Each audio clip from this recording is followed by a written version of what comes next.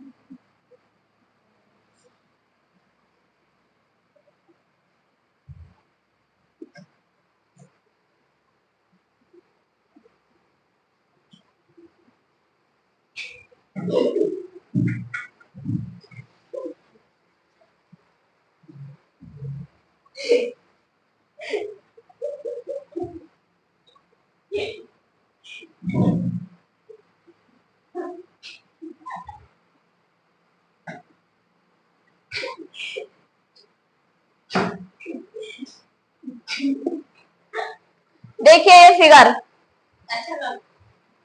इसका नाम होता है बक्कल कैविटी।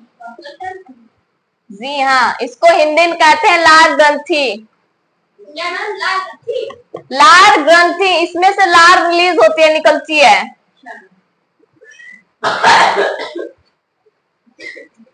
जैसे हमने आपको बताया, ये होता है बक्कल कैविटी, इसे हिंदी में लार ग्रंथि कहते हैं। इसमें से हम लोग का लार होता है वो रिलीज होता है। इस वाले भाग को कहते हैं ग्रास नली या फिर ओसोफेगस।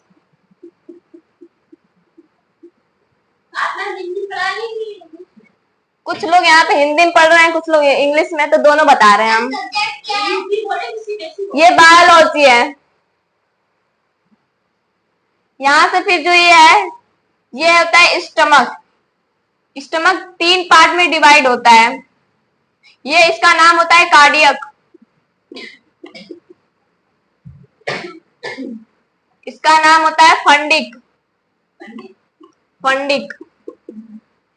इसका नाम होता है पाइलोरिक। हिंदी में क्या कहते हैं? इसका हिंदी नाम भी वही होता है, पाइलोरिक।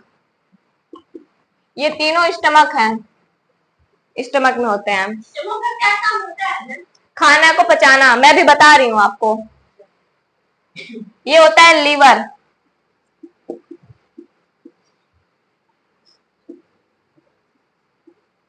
ये जो थैली नुमा संरचनाएं होती है उसे गॉल ब्लैडर कहते हैं। यहाँ से एक नली निकली होती है जो यहाँ पे पैंक्रियाज बनाती है।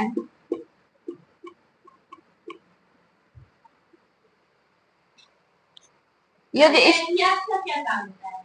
ये हार्मोन्स को रिलीज करता है। हार्मोन्स क्या होता है? जैसे तुम बड़े हो जाते हो तो हार्मोन्स रिलीज होता है, तो तुम्हारे दाढ़ी मुँचाने लगती है, वही हार्मोन्स होता है। गर्ल्स में दूसरी हार्मोन्स रिलीज होती है। ये जो सी आकार का है, अंग्रेजी के सी आकार का, इसे कहते हैं डोडेनम।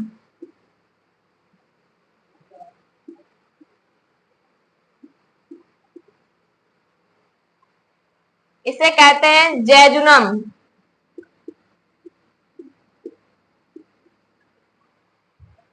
इस वाले पार्ट को कहते हैं इलियम।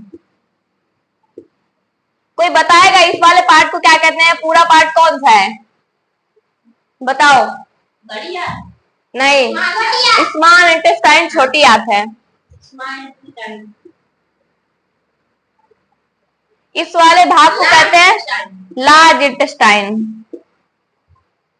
यहाँ ये जहां पे खुलती है इसे कहते हैं सीकम। यहाँ से हमारी जो भोजन होता है ऊपर की ओर जाता है, सीकम कहते हैं इसे। इसे कहते हैं रिक्टम। इस वाले भाग को एनस। अब मैं बता रही हूं कैसे हमारा भोजन buccal cavity to anus cavity. जब हम भोजन को खाते हैं तो वो बक्कल कैविटी में जाता है। फिर वो बक्कल कैविटी में बहुत सारी लार ग्रंथियां होती हैं, जैसे पैरोटिड, सबमांडिबुलर, सबलिंगुअल। एनस को हिंदी में क्या कहते हैं? एनस को कहते हैं मलद्वार। मलद्वार? जी हाँ।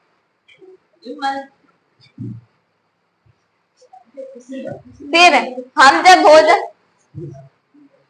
देखो इधर देखो, मैं पूछूंगी दोबारा, जिससे नहीं आया उसे खड़ा करके पीटूंगी।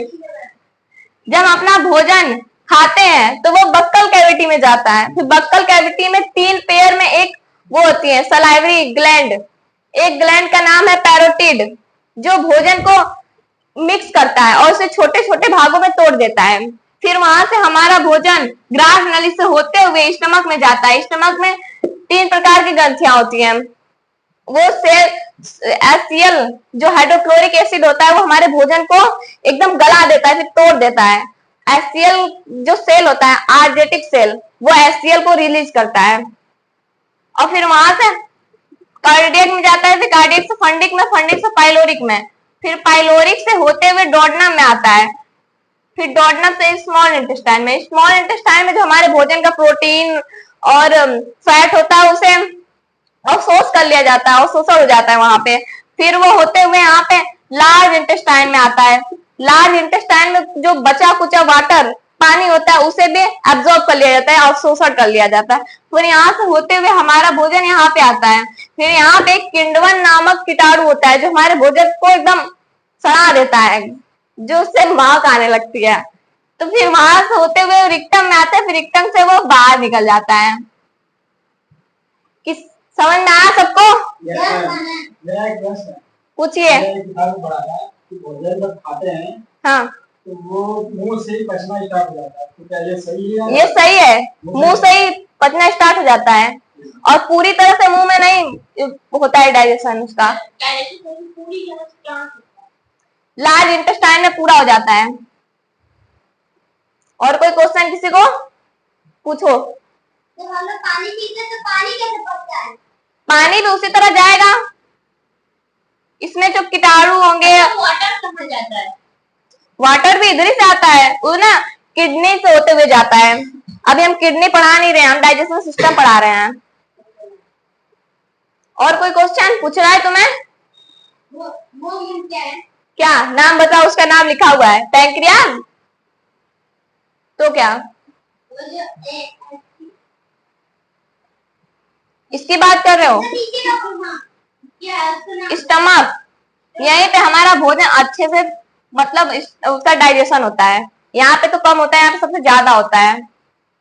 और यहाँ हमारा भोजन एकदम फिसलते हुए किस सेल की वजह से आता है? नहीं, उसमें म्यूकस सेल होती है जो रिलीज करती है म्यूकस, जिससे हमारा भोजन फिसल के आता है, जिससे भोजन कहीं रुकता नहीं है। ये ग्लैंड है, ये इसका काम होता है हार्मोन्स को, हार्मोन से स्टोर किया होता है। ये हार्मोन्स यहाँ से रिलीज करता है पैंक्रियाज में। जब हमारा भोजन स्टमक में होता है तो वो एसिटिक होता है। जब यहाँ डोडनम में आता है तो वो हो जाता है क्षारीय हो जाता है, अल्कालाइन हो जाता है। क्षारीय, साबुन देखे हो ना, साबुन के जैसा हो जाता है। हाँ, क्षार की तरह। और कोई क्वेश्चन किसी को पूछना है?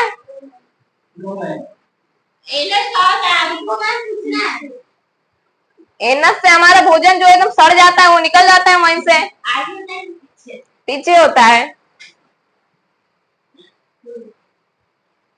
और किसी को कोई क्वेश्चन?